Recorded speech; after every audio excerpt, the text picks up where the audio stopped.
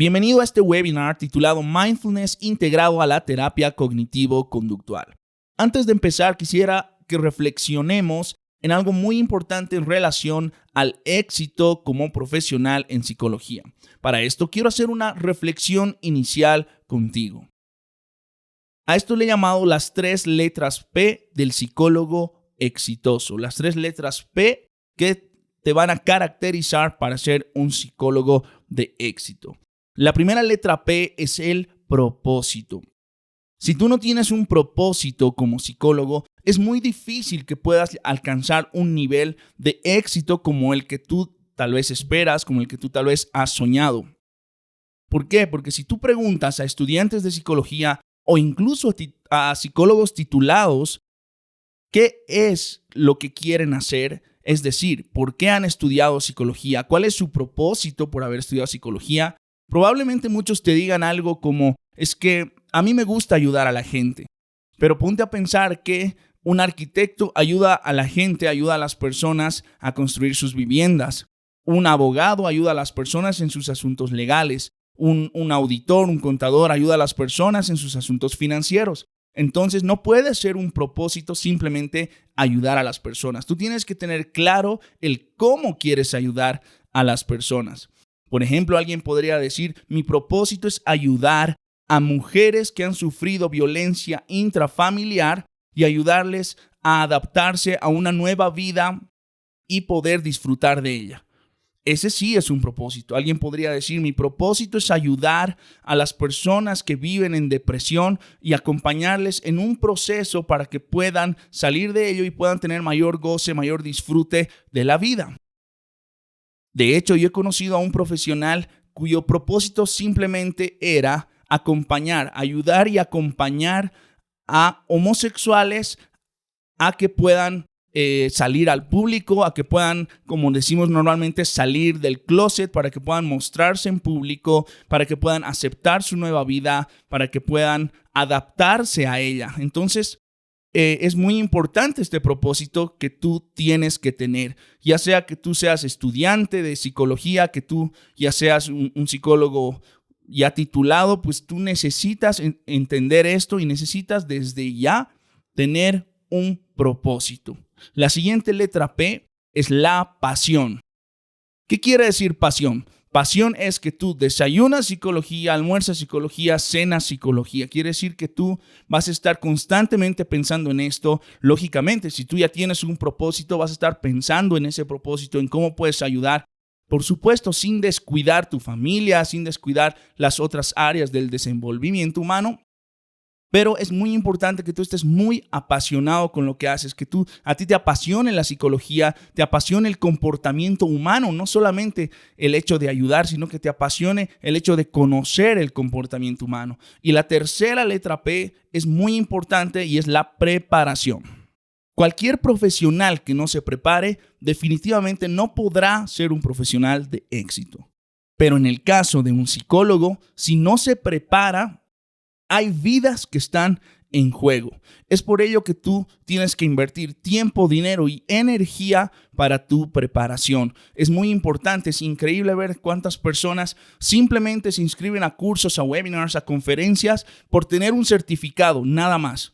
Eso no está mal. Lo importante, sin embargo, es que tú tengas el conocimiento, la preparación, que tú leas muchos libros, vayas a muchas conferencias, puedas escuchar webinars, puedas estar en diferentes lugares de capacitación para que de esta manera tú tengas el conocimiento para nuestra carrera. Ahora bien, si tienes un certificado que además respalde ese conocimiento, muchísimo mejor. Quería empezar con esta breve reflexión acerca de lo que es el propósito, la pasión y la preparación para podernos meter de lleno a lo que es el mindfulness. Ahora bien, ¿cuál es el origen del mindfulness? Esto es muy discutible y no vamos a entrar a profundidad a debatir en esto, ya que muchos piensan que el mindfulness ha sido diseñado por el modelo cognitivo-conductual de la psicología. Sin embargo, esto no es así. Si analizamos el origen de la atención plena, de la meditación, de la concentración, pues nos remontaríamos a más de 2500 años atrás y no en nuestro continente, sino en el continente asiático. Sin embargo, esto no es lo que nos importa, sino cómo es que el mindfulness, esta práctica, esta técnica de la atención plena, se ha ido introduciendo en el mundo de la psicoterapia. Y para esto vamos a hacer un breve análisis, una breve descripción de los diferentes modelos que hay, de las diferentes terapias que hay que están basadas en mindfulness o que tienen al mindfulness como uno de los pasos fundamentales. Empecemos con este modelo. Estas son las siglas, ¿sí? Entonces, esta primera sigla es el MBSR por las siglas en inglés, de Mindfulness Based Stress Reduction. Entonces, es terapia basada en mindfulness para la reducción de estrés. ¿Cómo se llevaba a cabo? Se reúne a un grupo de personas y en grupo tú enseñas a las personas mindfulness, enseñas diferentes tipos de mindfulness para que las personas puedan aplicar en su vida diaria y esto les ayude a la reducción de estrés. Esto ha sido desarrollado por Jon Kabat-Zinn. Después tenemos la terapia cognitiva como tal, que se le denomina MCBT. ¿Por qué? Porque es terapia cognitivo-conductual, pero que está basada en mindfulness. Esto es muy importante porque no es lo que estamos viendo hoy. Lo que estamos viendo hoy es algo diferente que lo voy a explicar más adelante. Entonces, estaba la terapia cognitivo-conductual, basada en mindfulness, que básicamente tenía que ver con la depresión, pero no para sacar a las personas de la depresión, sino para evitar recaídas, es decir, personas que ya habían concluido su terapia en depresión, entonces tenían estas reuniones que se hacían también de forma grupal para que estas personas no recaigan. Era para evitar recaídas en depresión. Esto desarrollado por Sindel Segal, Mark Williams y John Tisdale. Luego tenemos la terapia dialéctica o dialéctico-comportamental también se llama, que estaba diseñada para tratar el trastorno límite de la personalidad, el borderline. Esto ha sido desarrollado por Marshall Linehan y la siglita es DBT. Es muy importante, manejar estas siglas, conocer cuáles son, porque a veces en los libros nada más están las siglas. Entonces, estos es DBT, ¿sí? Posteriormente tenemos la terapia por aceptación y compromiso, que tiene como técnica la defusión cognitiva. Esto es ACT, desarrollado por Stephen Hayes. Si bien no está basada en mindfulness, el mindfulness es uno de sus puntos más importantes. Y finalmente tenemos la terapia metacognitiva, trabajada y desarrollada por Adrian Wells. Entonces, estas terapias se las denomina de tercera generación. ¿Por qué razón? Las terapias de primera generación eran las terapias conductuales, básicamente. Alguno dirá, wow, entonces ya no se utilizan para nada. Más bien se utilizan mucho las terapias conductuales. El hecho de que ahora hayan terapias, por ejemplo, de segunda y tercera generación, no quiere decir que estas han venido a reemplazar a las anteriores, sino más bien las complementan. Entonces, por ejemplo, en la terapia conductual, tenemos la desensibilización sistemática y tenemos el entrenamiento en habilidades sociales. Esto tú puedes encontrar en el libro de Fundamentos de la Terapia de la Conducta de Joseph Wolpe. Entonces, luego viene la segunda generación o la segunda ola, que es la terapia cognitiva como tal de Albert Ellis y Aaron Beck.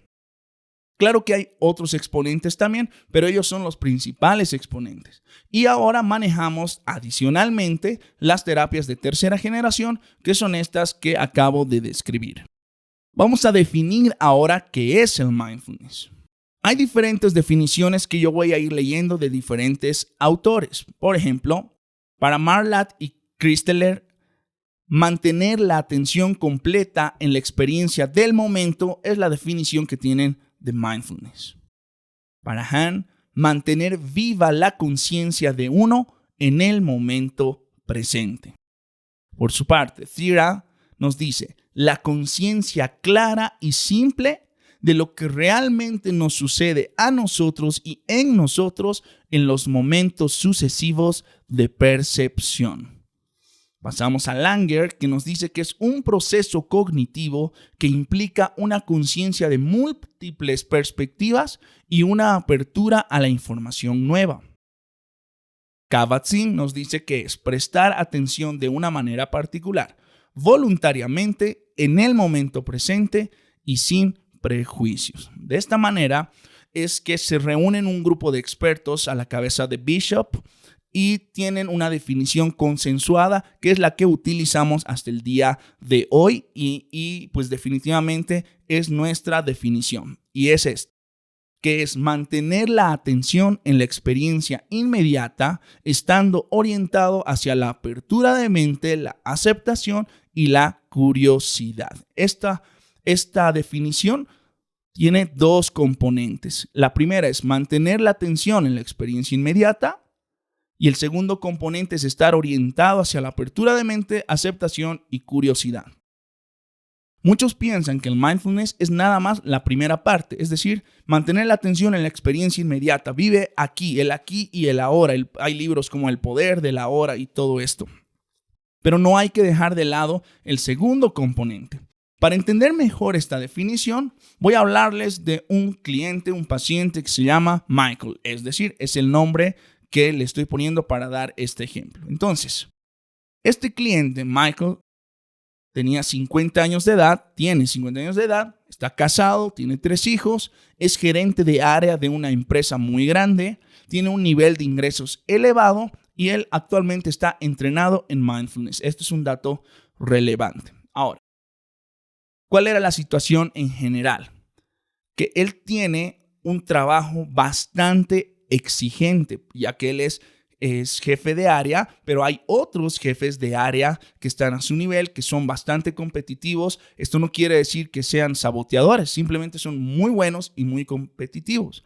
Él tiene 3 hijos con los que pasa tiempo también y él se siente que está sobrecargado de actividades. ¿Por qué? Porque definitivamente no tiene mucho tiempo. Al decir que el trabajo es exigente, no estamos diciendo que lo explotan o que tiene un jefe que es bastante desagradable, malo. Simplemente es una empresa que exige muchísimo, pero también le paga muy bien, por lo que él sí tiene satisfacción laboral, aunque cierto grado de estrés, ya que es hace no mucho que lo han ascendido a este cargo. ¿Cuál ha sido la solución para él?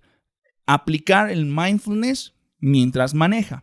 Él decide concentrarse en el paisaje y escuchar su música favorita y no piensa en el estrés del día siguiente. ¿Qué quiere decir esto? Que mientras va manejando, mirando el paisaje y escuchando la música, evita pensar, por ejemplo, wow, qué estresante va a ser mañana cuando llegue al trabajo, seguramente tengo que hacer esto y tengo que hacer esto. O incluso cuando está yendo al trabajo, que ya está cerquita a ir, él no piensa justamente en eso, en ¿y qué va a pasar? Y ahora que llegue, seguramente hay que hacer estas tareas y esto y hay que entregar informes, porque eso sería concentrarse en el futuro. Entonces él decide concentrarse en el momento. Sin embargo, un día él está manejando hacia el trabajo y aparece una situación que comienza a pensar en el trabajo mientras conduce. Y tiene un pensamiento automático que es, ¿qué va a pensar mi jefe sobre mi informe? Él tenía que entregar un informe importante y piensa, ¿qué va a pensar mi jefe sobre mi informe? Y tiene una reacción emocional, que es la ansiedad, y una reacción o una respuesta física, que en su caso es el corazón acelerado y tensión muscular. Ahora bien, ¿qué pasaba antes del entrenamiento en una situación como esta? Este cliente generaba más pensamientos negativos, es decir, pensaba, ¿qué va a pensar mi jefe? Luego pensaba, si está mal va a pensar que soy un incompetente. Los otros compañeros podrían reírse de mí, van a pensar que no estoy a su nivel. Podría perder en el futuro mi trabajo. ¿Qué va a pasar con mis hijos? ¿Qué va a pasar con mi esposa? Entonces, él generaba más pensamientos que lo ponían obviamente más ansioso. Calificaba la situación y decía, esto es muy malo, lo que nos está pasando, y sentía que era malo. Es decir, calificaba la situación como muy mala. Trataba de controlar su ansiedad, subiendo la música a todo volumen y abriendo las ventanas para sentir el viento que entra mientras él va manejando. Y lógicamente intenta tomar control de la situación. ¿Por qué? Porque como siente esa tensión y que su corazón se acelera y que tiene esta ansiedad, hace todas estas cosas para tratar de evitar la situación, de controlar de alguna manera la situación. Lo que podría en realidad empeorar la situación, considerando que esto es camino al trabajo. Después de haber sido entrenado en mindfulness, ¿Cómo es que él piensa? Y aquí están los segundos, mejor dicho, aquí está el primero y el segundo componente. Es decir, aquí están los dos componentes de los que hemos hablado en la definición. Entonces, el primer componente se ve acá, esto de estar centrado en el presente. Y entonces, ¿él qué hace? Deja las ventanas y música tal cual están. En cuanto empieza a sentir esa ansiedad, no es que le sube el volumen ni nada. Lo deja tal cual está y se concentra en el aquí y ahora mirando el paisaje. Pero aún así, lógicamente siente ansiedad. Y es por esto que tiene que entrar el segundo componente.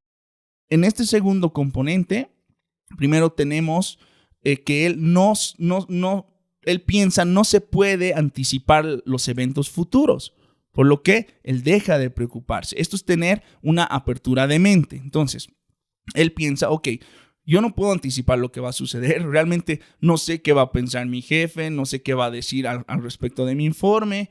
Simplemente ahora no puedo hacer nada. Y eso de por sí le baja un poco los niveles de ansiedad.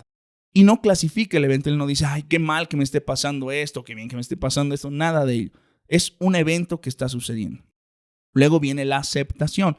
Entonces, él acepta el grado de ansiedad que está experimentando y acepta la tensión muscular. No trata de evitar, no trata de hacer algo para que no suceda.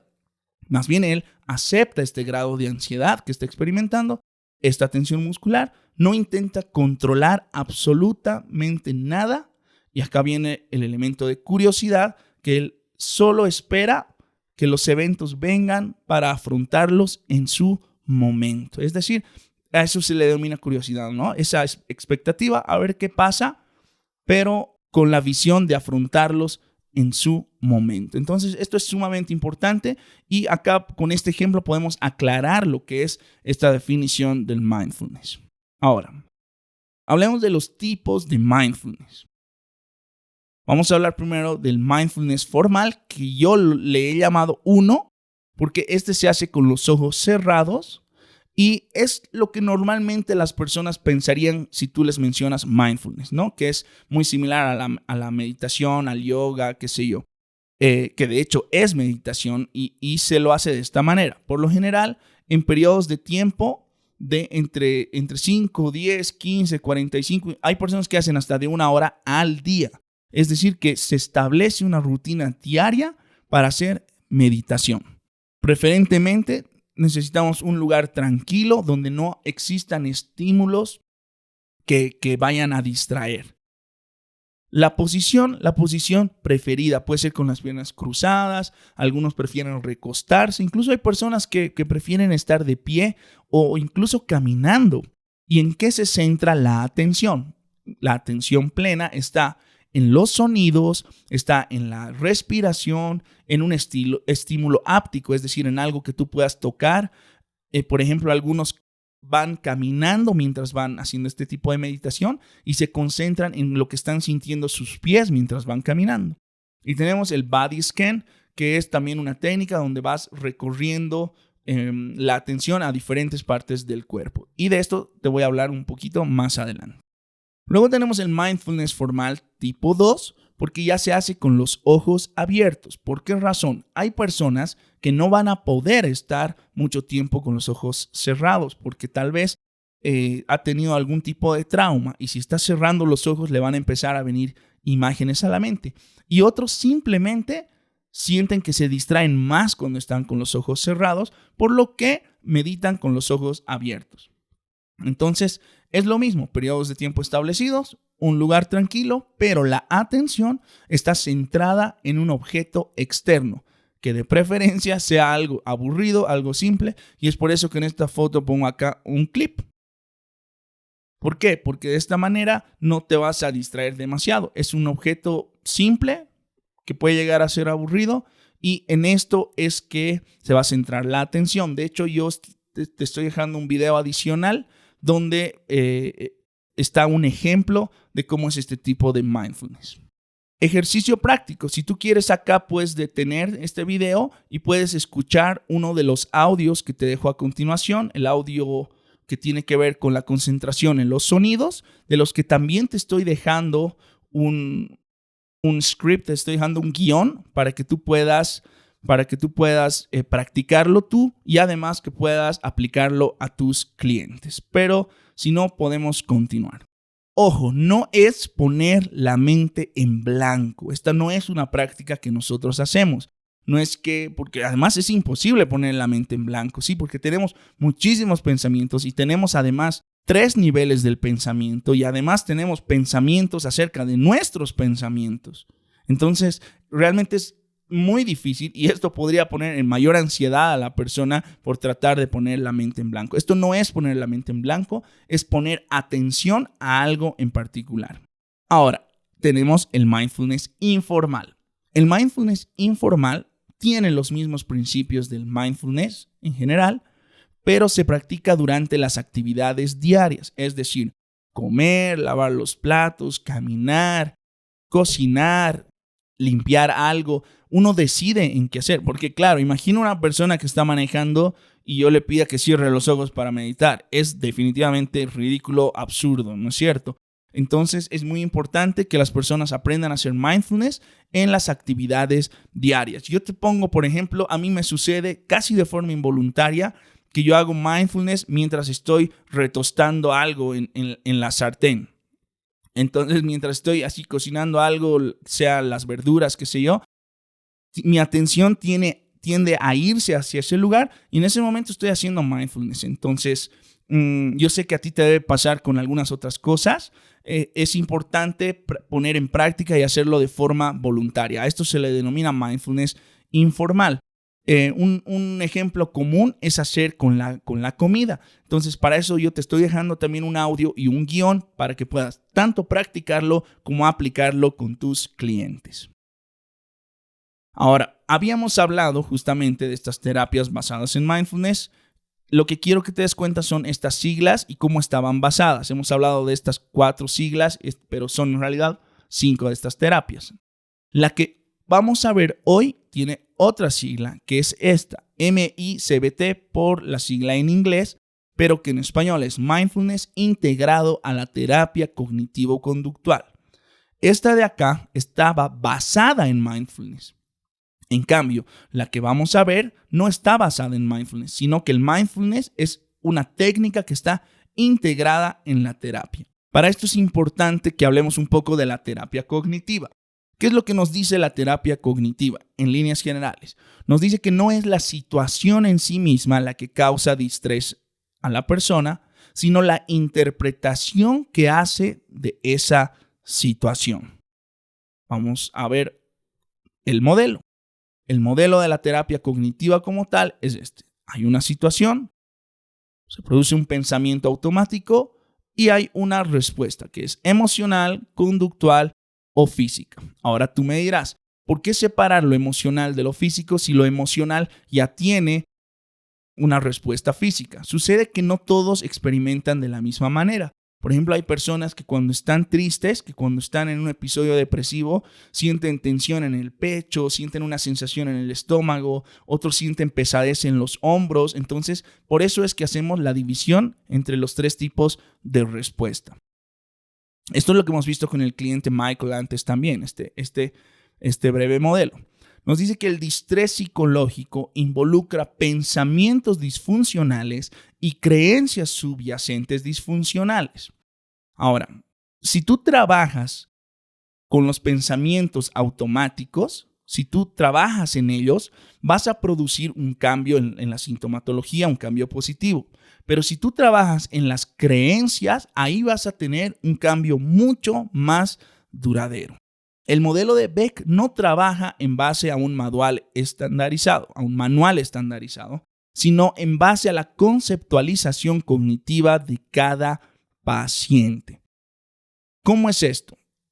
Quiere decir que no hay un manual que tú puedes usar con todos. Es decir, viene una persona, te dice, yo estoy deprimido, te dice algún paciente y tú, ok, aquí está mi manual para los deprimidos, así que vamos a hacer la actividad 1, la actividad 2. No hay un solo tamaño, como se suele decir, no hay de una sola talla la terapia, sino que tiene que ser adaptada y trabajada y planificada para cada paciente, porque cada uno tiene una historia diferente, cada uno tiene pensamientos automáticos diferentes y creencias diferentes para una sola sintomatología. Entonces, esto es sumamente importante, a diferencia de otros tipos de terapia donde trabajan, no sé, en base a cuadernillos. Entonces, aquí está el cuadernillo y hay que hacer estas actividades, esto. Nosotros trabajamos en base a diferentes técnicas que vamos escogiendo cuál para qué paciente, para qué cliente. Entonces, vamos a revisar un poquito la conceptualización cognitiva de forma muy rápida, porque en realidad sobreentiendo que tú ya conoces el modelo cognitivo. Esta es una conceptualización cognitiva, así es como se estructura en realidad. Acá está lo que es la historia de relevancia. Esta historia de relevancia quiere decir algo que sucedía durante la historia de tu cliente, de tu paciente. Esto es algo que era recurrente, no es un solo evento que ha sucedido. Si le ha mordido el perro, por eso tiene miedo a todo. No sucede eso, sino es algo como mi padre me decía constantemente que era un inútil y que nunca iba a alcanzar nada en la vida, ¿no? Entonces, ese sí es una historia de relevancia. O mi madre solía gritar y tirar cosas siempre que estaba ansiosa. Entonces, esto acá entra el modeling también. Entonces, muchas personas puede que reaccionen de la misma manera. Luego tenemos las creencias centrales. Las creencias centrales son bastante rígidas y por lo general generalizan demasiado. Luego tenemos las creencias intermedias, que son supuestos, reglas y actitudes. Te vuelvo a repetir, esto nada más estoy haciendo un repaso a la terapia cognitiva porque este es un taller de mindfulness, pero me era importante mencionar los aspectos generales de la terapia cognitiva. Entonces, estos son los tres niveles del pensamiento, ¿no? Creencias centrales, creencias intermedias y más abajo están los pensamientos automáticos. De estas creencias intermedias, que son supuestos, reglas y actitudes, vienen las estrategias de afrontamiento compensatorias que tenemos que analizar. ¿Qué estrategias de afrontamiento tiene la persona cuando viene una situación en particular? Ahora bien, en la conceptualización cognitiva nosotros necesitamos 3 situaciones. Tú no puedes hacer nada más en base a una situación. Tienes que buscar 3 situaciones que van a generar 3 pensamientos automáticos. Obviamente todo va a estar relacionado, pero lo importante es saber cuál es el significado que le da el cliente al pensamiento automático. Para esto tú le puedes preguntar literalmente, ¿y esto qué significa para ti? Hay una técnica bastante simple, ¿no? Que cuando el cliente tal vez te dice, yo no sirvo para nada. Entonces tú le puedes decir, ok, asumamos que esto es cierto. Si es cierto que tú no sirves para nada, ¿qué significa? ¿Qué me dice esto de ti? Entonces, con esto nosotros vamos a descubrir cuál es la creencia central de la persona. Es una técnica que se llama la flecha hacia abajo. Posteriormente, vamos a ver las emociones que se generan a partir de este pensamiento y el significado que la persona le da a ese pensamiento y cuál es la respuesta. Así es como se estructura la conceptualización cognitiva. Yo te estoy dejando este documento donde hay una que está en blanco para que tú puedas utilizarla si tú quieres con tus clientes. Y pues además aquí están todos los guiones que te estoy dejando y pues bueno, puedes utilizarlo cuando tú quieras. Entonces, esta es la conceptualización cognitiva desde el modelo de Beck. Vamos a continuar. El mindfulness, cuando se integra a la terapia cognitivo-conductual, sirve principalmente para trabajar pensamientos, emociones y autocompasión. Vamos a ir explicando cada uno de estos. Tal vez autocompasión es un término que no lo entendemos bien porque en español lo manejamos de forma diferente. Pero básicamente es no ser tan duro contigo mismo, sino es tenerte lástima, como muchos podrían pensar. Entonces, en relación a los pensamientos, ¿cómo es que se trabaja? Primero, antes de hablar al paciente sobre mindfulness, lo primero que hay que hacer es modificar sus creencias acerca de los pensamientos como tal. En nuestra cultura le damos demasiada importancia a los pensamientos. Hay personas que quieren controlar todo lo que están pensando. No, ¿por qué pienso esto? Está mal que piense esto. Los pensamientos solo son eventos que están pasando en tu mente. No son la realidad. No son tan importantes. Es bueno controlarlos en el sentido de es bueno que sean racionales. Pero si hay muchos pensamientos, hay cosas, no le des tanta importancia. Entonces, lo primero es modificar esta creencia en las personas. Hay que tomar los pensamientos como tal, no como hechos, sabiendo que siempre van y vienen a la mente, pero nunca me voy a involucrar con ellos como tal. Entonces, ¿cómo se trabaja esto? La persona tiene que aprender a identificar el pensamiento, evaluar el pensamiento y responder a ese pensamiento. Tú puedes utilizar la terapia de Beck, puedes utilizar la terapia racional emotivo-conductual para trabajar esto. Identificar el pensamiento, evaluar y responder. En otras palabras, primero hacemos reestructuración cognitiva antes de pasar a introducir el mindfulness. Ahora, cuando tú has introducido el mindfulness, es decir, tú vas a entrenar a la persona en mindfulness para que lo pueda hacer en casa. Para esto, tú le vas a pedir a la persona, le vas a pedir que te preste su teléfono celular y que lo ponga en la aplicación de grabación para que puedas grabar las instrucciones y la persona pueda escucharlas en casa. De esta forma no va a tener que acordarse todo lo que tú le habías dicho porque sería mucho más difícil. Entonces, obviamente primero van a hablar un poco durante la sesión, van a revisar las actividades de la semana, van a hacer la agenda de esta sesión y luego pasarás a la práctica de mindfulness. Cuando ya has empezado, el primer paso es la inducción. Es decir, ¿qué cosas se trabajan en los pensamientos cuando hacemos mindfulness? Es ideal para trabajar la rumia y para trabajar la preocupación. La rumia es cuando tienes el mismo pensamiento muchas veces. Eso sucede mucho en las rupturas amorosas, por ejemplo, que la persona se acuerda mucho de la escena de la ruptura o se acuerda de algunas cosas y tiene el mismo pensamiento todo el tiempo.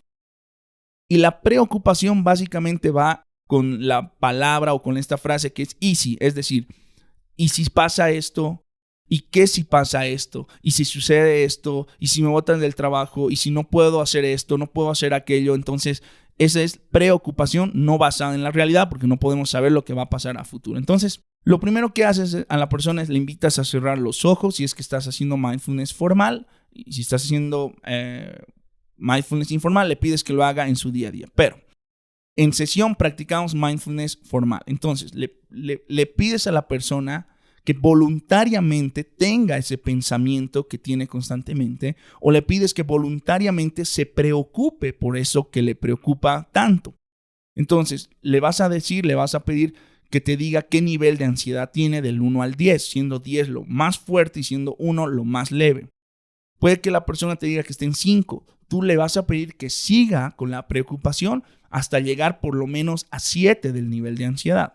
Cuando hayas llegado a ello, tú grabando, por supuesto, todo esto, tú ya le das el ejercicio que tú prefieras, sea centrado en los sonidos, centrado en un objeto externo, diferentes tipos de mindfulness o simplemente centrado en la respiración. Entonces, tú le vas a pedir al cliente que haga este ejercicio de atención para que le puedan disminuir los niveles de ansiedad. Y tú le preguntas, cuando te diga que su ansiedad ya está en 4, por ejemplo, o en 3, genial, puedes parar de grabar y pedirle que abra los ojos y luego te tiene que dar un feedback. Es decir, hay preguntas que se hacen como ¿qué has sentido mientras hacías la atención? ¿Has sentido que tu pensamiento se iba de un lado a otro? No importa. Eso es importante porque las personas a veces se sienten mal cuando su pensamiento comienza a ir de un lado a otro. Es normal. Hay que decirle esto. Si tu pensamiento se va de un lado a otro y te distraes,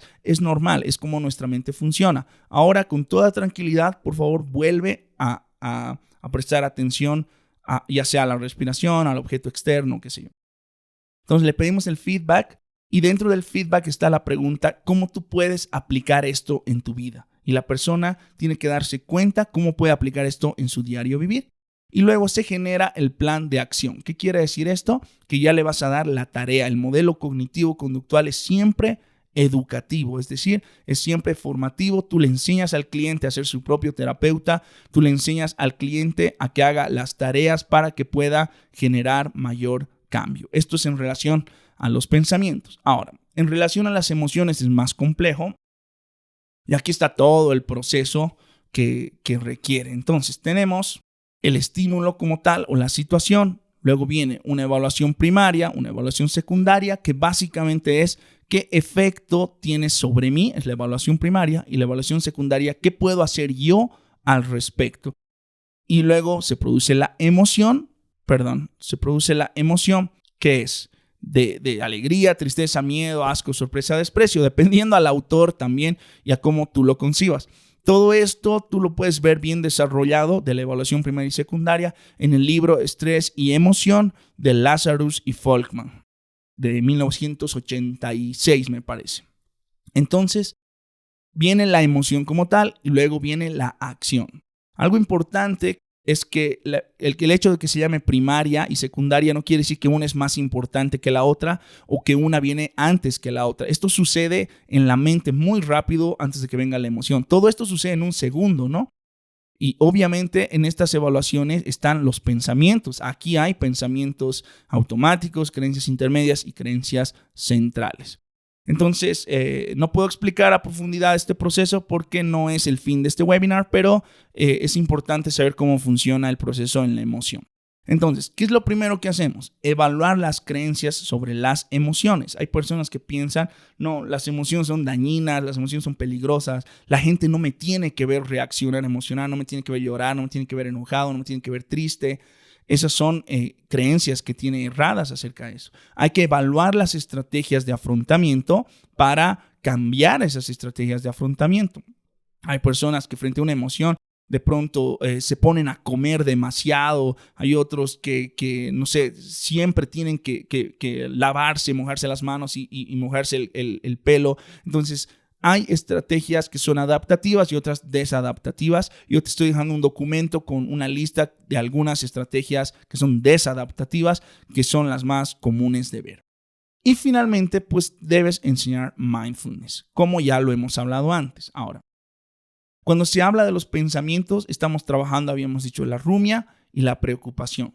Cuando hablamos de emociones es porque la emoción es lo que está trayendo problemas al cliente, es decir, la ira, el miedo o la tristeza, ¿no? Entonces, ahora hay que saber leer, ¿no? El cliente te puede decir, estoy hecho talco, es una expresión que se suele utilizar, estoy demasiado mal, estoy que me muero. Entonces, tenemos que saber utilizar, mejor dicho, leer lo que el cliente nos está diciendo. Ahora, lo que hacemos durante la sesión es pedirle que nos hable del último episodio que le ha producido esa emoción.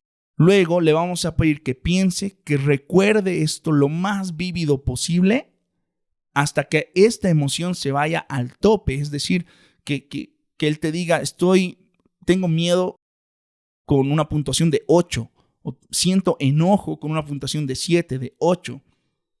Y después le vamos a hacer esta, que es la más recomendada, la práctica de mindfulness o de atención plena, que se llama Body Scan. Yo te voy a explicar en qué consiste esto.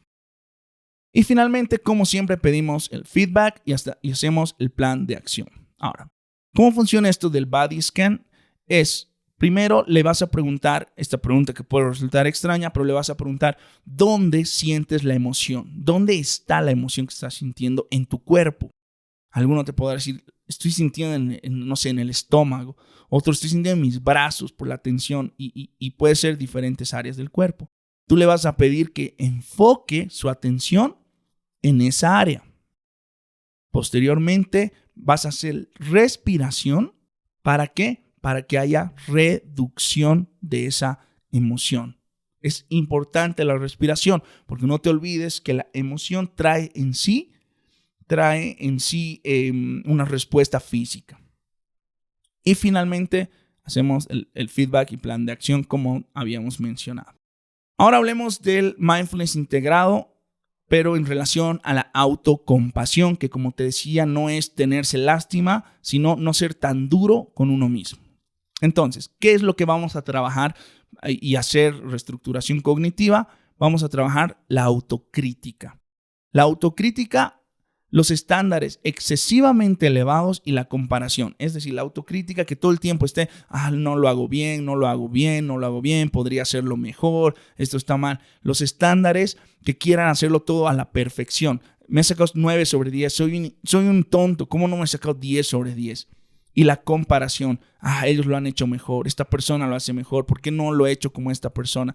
Entonces, una vez trabajadas estas creencias, pasamos, acá están esto es importante, estas son creencias que hay sobre la autocrítica, ¿sí? Algunas creencias comunes que las personas piensan que es buena la autocrítica porque la creencia es que me ayuda a darme cuenta de mis errores, me ayuda a aprender de mis errores, me ayuda a prevenir futuros errores, me motiva a mejorar. Tú tienes que cambiar estas creencias si es que existen, primero lógicamente en ti mismo y luego en tus clientes. ¿Por qué digo en ti mismo, en ti misma?